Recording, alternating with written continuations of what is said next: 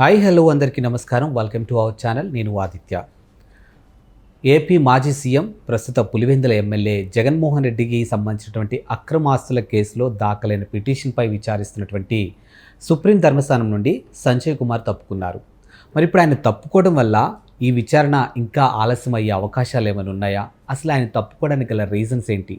ఇలాంటి ఎన్నో అంశాల గురించి తెలుసుకునే ప్రయత్నం చేద్దాం. సో ప్రస్తుతానికి మనతో పాటు స్టూడియోలో ఉన్నారు ప్రముఖ సీనియర్ జర్నలిస్టు డివిఎస్ గారు. సో సార్ నాటికి మరిన్ని విషయాలు తెలుసుకుందాం. సార్ నమస్కారం. సార్ నమస్తే. ఏపీ మాజీ ముఖ్యమంత్రి ప్రస్తుత పులివెందుల ఎమ్మెల్యే జగన్మోహన్ రెడ్డికి సంబంధించినటువంటి అక్రమాస్తుల కేసు అనేది ఒకటి నడుస్తూ ఉంది. సో అది ప్రస్తుతానికి సుప్రీం ధర్మస్థానంలో ఉన్నటువంటి ఈ కేసుకి సంబంధించినటువంటి అంశం వచ్చినప్పుడు ప్రస్తుత సుప్రీం ధర్మస్థానంలో ఉన్నటువంటి సంజయ్ కుమార్ తప్పుకున్నారు. ఈ కేసు విషయంలోనే ఆయన తప్పుకున్నారు. మరి ఆయన ఎందుకు తప్పుకోవాల్సి వచ్చింది? ఒకవేళ ఆయన తప్పుకోవడం వల్ల ఈ కేసు ఇంకా ఆలస్యం అయ్యే ఛాన్సెస్ ఏమన్నా ఉందా? అంటే బహుశా నాట్ బిఫోర్ అని ఉంటారు. అంటే ఈ మధ్య అందరూ జడ్జీలు ఏం చేస్తున్నారంటే గతంలో ఆ కంపెనీలకు వీళ్ళు పనిచేసి ఉండటమో లేదు వీళ్ళ కుటుంబ సభ్యులు కానీ వీళ్ళకి సంబంధించి కానీ ఆ కుటుంబంలో వాళ్ళ వ్యాపారాలతో వీళ్ళకి ఏదన్నా లావాదేవీలు వాళ్ళ తరపున వాదనలు వీళ్ళు లాయర్లుగా గతంలో వినిపించిన ఉదంతాలు ఏమన్నా ఉన్నట్లయితే నెక్స్ట్ ఇదంతా నాకెందుకు అన్నట్టుగా రిటైర్మెంట్ దగ్గరకు పడ్డాళ్ళు తప్పుకుంటున్నారు. అనేక కారణాలతో వీళ్ళు నాట్ బిఫోర్ అంటున్నారు.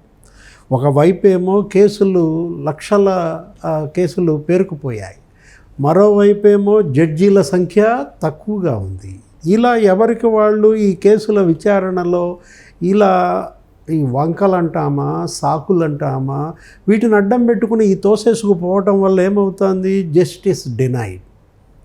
Justice delayed is justice denied అంటారు. ఇవాళ ఏంటి? ఇవాళ సత్వర న్యాయం కావాలి.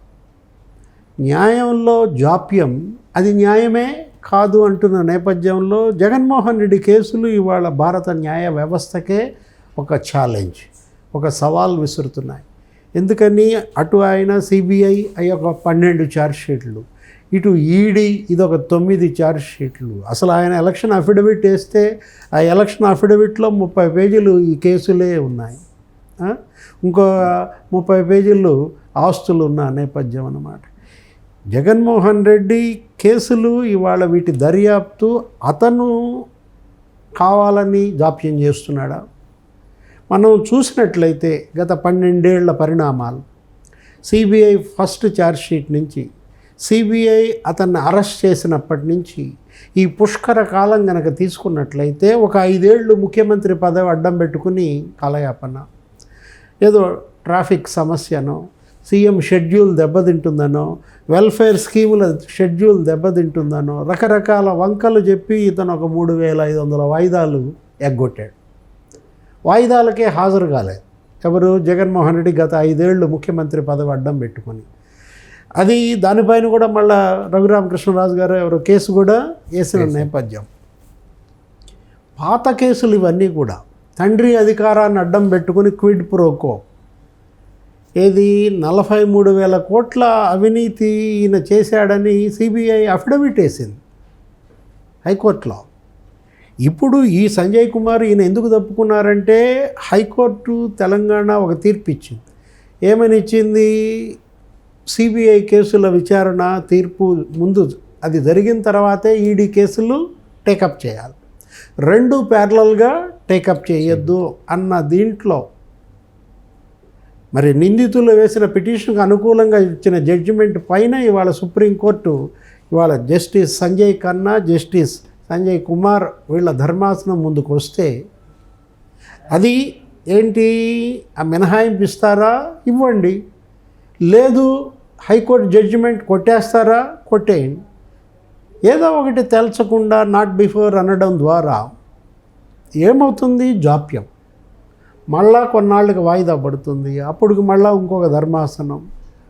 ఆయన కూడా ఇలాగే చేస్తే అంటే ఇప్పుడు ఈ కేసుల్లో మొత్తం వాదనలన్నీ విన్న తర్వాత ఏం చేశాడంటే జగన్మోహన్ రెడ్డి ఈ కేసుల్లో దగ్గర మరి 130 మంది ఉన్నారు. ఇన్ని కేసులు కదా, ఇదొక పెద్ద ప్రొలాంగ్డ్ వ్యవహారం కదా. సూట్ కేసుల మీద సూట్ కేసులు ఉన్నాయి. ఏంటి? ట్రంకు పెట్టెల మీద ట్రంకు పెట్టెలు. ఈయన కేసులు ఎవరన్నా వినాలన్నా, వాదనలు విచారణ జరగాలన్నా ఆ కోర్టులకి వాటిని తీసుకెళ్ళాలి.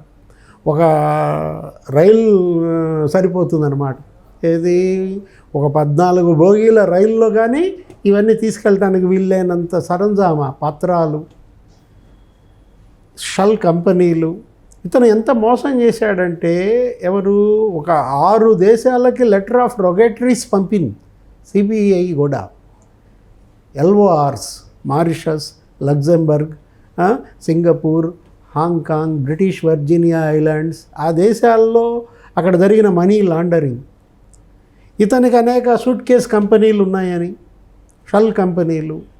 ఇక్కడ అవినీతికి పాల్పడి ఈ సంపదను అక్కడ విదేశాల్లో వైట్ చేసుకుని మళ్ళా ఆ వైట్ని బ్రీఫ్ కేస్ కంపెనీల ద్వారా దేశానికి తీసుకురావటం.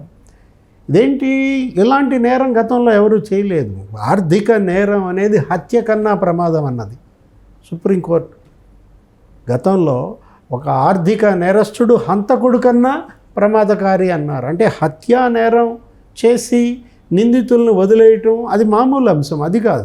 ఇవాళ ఇన్ని వేల కోట్లు, లక్షల కోట్లు కొల్లగొట్టి ఈ నిందితులు ఇంత స్వేచ్ఛగా బయట తిరుగుతున్నారంటే, ఎమ్మెల్యేలుగా, ఎంపీలుగా గెలుస్తున్నారంటే, మంత్రులు, ముఖ్యమంత్రులు అవుతున్నారంటే ఇవాళ పరిహాస పాలవుతుంది. భారత ప్రజాస్వామ్యం పరిహాస పాలవుతుంది. భారత న్యాయ వ్యవస్థ ఛాలెంజ్గా మారిందన్నమాట. సిపిఐ నారాయణ కూడా విమర్శించారు. ఏమని, అసలు దేశంలో ఎక్కడన్నా ఏ రాష్ట్రంలో అన్నా ఈ వింత విడ్డూరం ఉందా? 10 ఏళ్ళు ఒక ఆర్థిక నేరస్తుడు బెయిల్పై ఎలా ఉన్నాడు అని. అతను ఎవరో పంజాబ్ డీజీపీ రిటైర్డ్, అతను కూడా ట్వీట్ ఒకటి చేశాడు. ఏంటి, జగన్మోహన్ రెడ్డి కేసులు ఇవాళ దర్యాప్తు సంస్థలకే కాదు న్యాయ వ్యవస్థకే సవాల్ చేస్తున్నాయి. 12 ఏళ్ల పాటు ఆయన కేసులు ఇంత డ్రాగాన్ చేస్తున్నారంటే, ఇప్పుడు కేసులన్నీ విన్న తర్వాత, వాదనలన్నీ అయిన తర్వాత ఏం జరుగుతోంది? ఆ జడ్జిలు రిటైర్ అయిపోతున్నారు. ఇప్పటికీ జగన్మోహన్ రెడ్డి కేసుల్లో ఇలా 7 జడ్జిలు రిటైర్ అయిపోయారు, విధులు తప్పుకున్నారు. ఇంకా ఎప్పటికీ ఇది ఒక కొలిక్కి వస్తుంది. ఇది నేరమా కాదా? అతను నేరస్తుడా కాదా? అతను నేరస్తుడైతే శిక్షార్హుడు, శిక్షింపబడాలి. అతను నేరస్తుడు కాకపోతే స్వేచ్ఛగా అతన్ని వదలాలి. లేదు, అతను నేరస్తుడైతే ఈ ప్రజాధనం కాపాడగలగాలి. జప్తు చేశారు జగన్మోహన్ రెడ్డి ఆస్తులు. సిబిఐ జప్తు చేసింది, ఈడీ జప్తు చేసింది. ఆ జగతి పబ్లికేషన్స్, ఇందిరా టెలివిజన్ తాలూకు ఫిక్స్డ్ డిపాజిట్లు కూడా జప్తు చేశారు. అతని ఆస్తులన్నీ జప్తు చేసిన నేపథ్యంలో తర్వాత మళ్ళీ వాటిని విడిపించమని మళ్ళీ కేసులు వేయటం, ఆ కేసుల్లో వాళ్ళకు అనుకూల ఉత్తర్వులు రావటం, మళ్ళా మేల్కొని వాటిని మళ్ళీ జప్తు కొనసాగించటం, ఇది ఒక గేమ్గా మారింది. ఏది, ఇదొక స్మార్ట్ గేమ్ నడుస్తోంది. ఇప్పుడు పులి మేక అలాగే నడుస్తుంది అనమాట. ఇదొక ఏంటి, ఈ గేమ్ ఏంటి? ఇది ఒక ఆటగా ఇవాళ ఆర్థిక నేరస్తులు ఏం జరుగుతుంది రేపొద్దున భవిష్యత్తులో, ఇది ఒక కేస్ స్టడీగా తీసుకుని ఇంకా రాబోయే తరాల్లో ఇలాంటి నేరస్తులు పేటరేగిపోయే అవకాశం ఉంది. ఏ నేరం జరిగినా ఆ నేరానికి ఒక ఫుల్ స్టాప్ ఉండేలా తీర్పులు రావాలి, వాదనలు జరగాలి. ఏ నేరస్తుడికైనా శిక్ష పడాలి.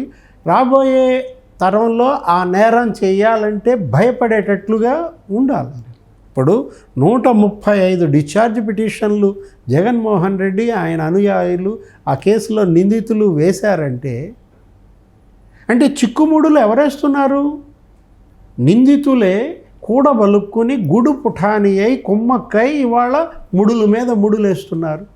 ఇది ఒక కొలిక్కి రాకుండా ఇట్లా డ్రాగాన్ చేయడమే వాళ్ళ యొక్క వ్యూహం. ఆ వ్యూహంలో నిందితులు పన్నుతున్నటువంటి ఉచ్చులో న్యాయమూర్తులు పడుతున్నారా? న్యాయవాదులు పడుతున్నారా? దర్యాప్తు సంస్థలు పడుతున్నాయా? మనకు తెలిసి దర్యాప్తు సంస్థలది పైచేయి కావాలి, మనకు తెలిసి కోర్టులది పైచేయి కావాలి, జడ్జిలది పైచేయి కావాలి. కానీ ఇదేంటి ఇది, ఈ చోద్యం? నిందితులది పైచేయి కావటం. నిందితులు ఆడిందన్నట్టు ఆడుతున్నారంటే నిందితులు ఇవాళ డిసైడ్ చేస్తున్నారా తీర్పుల్ని, న్యాయాన్ని? ప్రజాస్వామ్యం ఇవాళ భారత కోర్టులు, సుప్రీంకోర్టు, హైకోర్టు, జిల్లా కోర్టు, మున్సిఫ్ మ్యాజిస్ట్రేట్ కోర్టులు ఎక్కడికక్కడ మనం దిగువ స్థాయి నుంచి అత్యున్నత స్థాయి వరకు అద్భుతమైన నిర్మాణం భారత రాజ్యాంగ నిర్మాతలు చేశారే. ఇలా తూట్లు పొడుస్తుంటే, ఇలా చిక్కుముడులు వేస్తుంటే మీరు ముడులు ఎప్పుడు ఇప్పుతారు? రిటైర్ అయిపోతున్నారు. లేదు నాట్ బిఫోర్ అంటున్నారు. ఈ చిక్కుముడి విప్పే పని నేను చెయ్యనంటే, ఈ చిక్కుముడి విప్పే పని నాది కాదంటే ఎవరు దీనికి పిల్లి మెళ్ళ గంట ఎవరు కడతారు? ఇవాళ గంట కట్టేవాడు కావాలి. ఏది ఇవాళ ఈ దొంగ పిల్లి మెడలో గంట కట్టేవాడు కావాలి. ఇది ఒక పిల్లి కాదు, ఇలాంటి దొంగ పిల్లులు అనేకం ఉన్నాయన్నమాట. Thank you sir. నమస్తే.